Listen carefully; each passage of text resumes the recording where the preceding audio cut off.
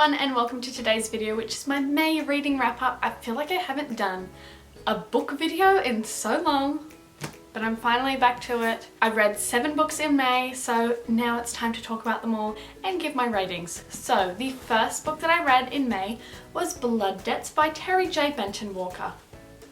Just a moment for the cover, like, come on.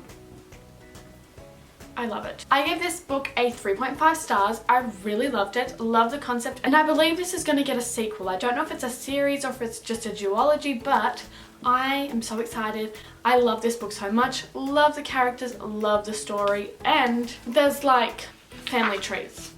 And I love a good family tree. How fun. Our main characters are twins and they're part of this royal family of witches in New Orleans. I always feel like I'm saying that wrong.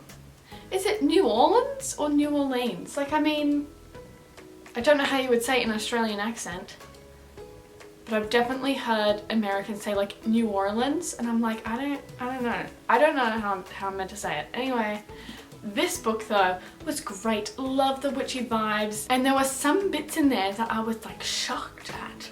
I cannot wait for the second one, and this one was really great. So if you love a good witchy book and you love a book about royal families as well, I would suggest checking out this. It's really great because it is like quite an urban fantasy, I guess you would call it. So it is set in our world, but we do have royals in New Orleans. I'm saying that wrong. I don't know. Anyway, this book was amazing. I really enjoyed it. Cannot wait for the sequel. The next book I read was The Sideways Orbit of Evie Hart. I gave this a 3 stars. It is a middle grade book about Evie, who's in her final year of primary school, so she's in year 6 and she's dealing with a lot of changes. Obviously, with it being the final year of primary school, she's nervous about going to high school, but then also her stepdad's moving out, so there's a whole lot of things that are changing in her life, and plus in school they're learning about the universe. So she's learning about all the different planets and all the story. It's like based on each planet that she's learning about. Quite a quick read as well, and it's set in Australia. I would recommend for people that are of this age.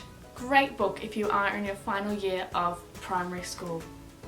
And the next book I read was Bitterthorn, which I gave a 4 stars. I really enjoyed this. This is also a fantasy, but it's quite a light fantasy as well. I really loved the magic system. I was so intrigued by what the witch was doing the whole time, but when you find out, it's like, oh, wow. This is great. So what it's about is there's a witch in this tower. Is that it? Oh no, this side. There's a castle, that's where the witch lives, and every like 50 or so years she steals someone from the village and they're never seen again. So it's like this big mystery about why she's taking these people and what happens there. I really enjoyed this, and it's blurbed by a few really popular authors that do like spooky vibe, gothic vibes, like Ava Reid, who wrote Juniper and Thorn, which I haven't read yet, but I've heard it's like great for the gothic vibes, and she said that it's moody and stylish gothic tale that feels both fresh and timeless, and I was like, yes, perfect words for that. Amazing. I love this. And the vibes are all there. Like, I feel like even though at the end it was quite high stakes, it didn't feel like stressful. Like when I was reading this I was like, ooh, this is nice. And the imagery, all of it, the writing style, it really reminded me a lot of The Cruel Prince, which I loved for that aspect. So really love this. Very magical, very fun, would definitely recommend. The next book I read was actually an audiobook. It was Percy Jackson and the Lightning Thief, which I ended up giving a 4 stars. I really enjoyed this, and I would have given it a 5 stars, especially if I was younger, but I feel like I want to save a 5 stars for later on in that series because what if it gets better? I don't know. This was still really good though, and I really did enjoy it. And this was my first time reading this book. I know, it's shocking. I'm still shocked myself. Like, why have I never read this book before? I don't know. But the TV show's coming out soon on Disney. I do know there's already movies out, but I'm excited for this new TV show, and I thought I must read the books before the show comes out. Also, I can now watch that movie with Logan Lerman because I've never seen it before.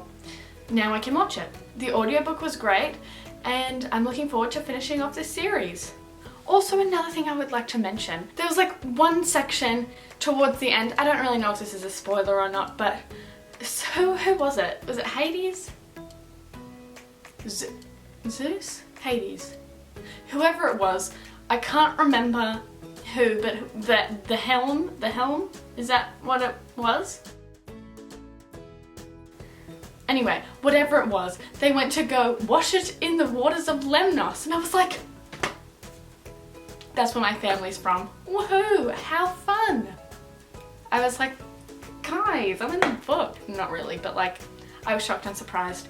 The next book that I read was another middle grade. I feel like I read a lot because Percy Jackson is a middle grade, this is a middle grade, but I read Lockwood & Co. This is the first one, The Screaming Staircase. I really enjoyed this. I gave it a 5 stars, and that's, I'm still so upset that they cancelled Lockwood & Co. on Netflix. I loved that show so much, and they cancelled it. For what reason? I don't know. They seem to cancel all the good shows. How did Ginny and Georgia get another season? But this is cancelled. I feel so sorry for Ruby because she left Bridgerton to go on this show, which as you would, because she's a lead on Lockwood & Co. and it got cancelled. I'm just so bitter about it. I'm really angry with Netflix. Like, if Netflix is watching, I don't like you. But the book, it was great. Amazing. I borrowed this at the library. I'm actually going to pick up the second book today because I have that on reserve at the moment. I want to know what's behind that door that was in the end of season 1 of the show, so I hope I find out in the second book. But I love it. Cozy vibes, amazing story, absolutely love it. It's about ghosts. I didn't say what it's about because I assume everyone knows. You probably don't know, but it's about these teenagers that are ghost hunters in London. So there's this epidemic of, is it an epidemic? Is that what you would call it? An epidemic, yes, of ghosts, and everywhere is all ghosty in London. So they've got all these curfews and all these things set in place so that people don't die or whatever from the ghosts, but the only people that can see the ghosts and fight the ghosts are children. So like, how fun. I mean, it's dangerous, but it's fun and I love it. It was like really quick to read as well, and I'm so excited to read this second one. I just can't wait. The writing was great and I loved it. Like, I literally can't stop talking about it. The next book I read was another middle grade. I gave this a 3 stars, but upon reflection, I think I'm gonna change it to 2.5. This is called Ming and Hilde, or Hilda. Is it Hilda? I don't know. Ming and Hilda, I believe. I don't know. I mean, to be honest, the whole time I was reading it, I was saying Hilde in my head, but I believe that's Hilda. Anyway, Ming and Hilde lead a revolution, and it's about this girl Ming, there she is, and she travels back in time and sees like how girls change the world, which is a great concept. This is a 3rd book in a series though. I got sent this one, so I didn't know it was a 3rd in a series. I probably should have checked, but it wasn't too confusing either, because you know how, especially in kids' book, I feel like they always give a little recap of like what happened in the previous book, and so we're like, you could figure it out. It wasn't too confusing, but I did enjoy this. It was set in South Australia. I think it was a great book and I love the concept of like seeing strong women in history, but I feel like not everyone would love the storyline of the wool industry and it just being about sheep the whole time. I feel like as a kid I would have been a little bit bored, but I did enjoy it, and if you like sheep, there you go. But yes, those are basically all my middle grades. I read 4 in the month.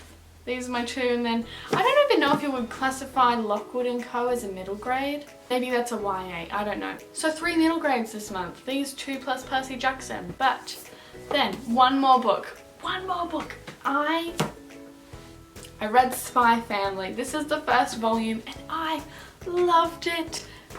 It's so good. I gave this a 4.5 though, because I told my parents that I finished reading the book because I finished it in a day. I could not put this down, that's why I finished it in a day, but I was telling my parents, like, I love this book, I give it a 5 stars, and they were like, really? What's the best of the best? And I was like, well, it's great.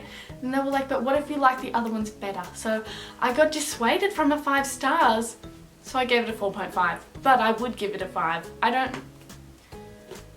It was really good. Love it. If you don't know what Spy Family is about, it's about this guy here who is a spy and he's on a mission, but he needs the cover of a family. So he adopts this girl who happens to be a telepath, and he has to find a mother for her and a wife for him who also happens to be an assassin. So the whole time, both the parents don't know who each other are, and they don't know that the child is a telepath, but she's like seeing everything. It's just so interesting, so much fun. I love it. Cannot wait to read the rest of the series. I believe there are 9 volumes so far. If you haven't read it already, would definitely recommend. So those are the 7 books that I read in May. I hope you enjoyed this video, and if you did, don't forget to give it a thumbs up and subscribe to my channel down below. I would love to know what books you read in May as well, so don't forget to comment that, and I will see you next week. What was that? Okay, I'll see you next week. Goodbye!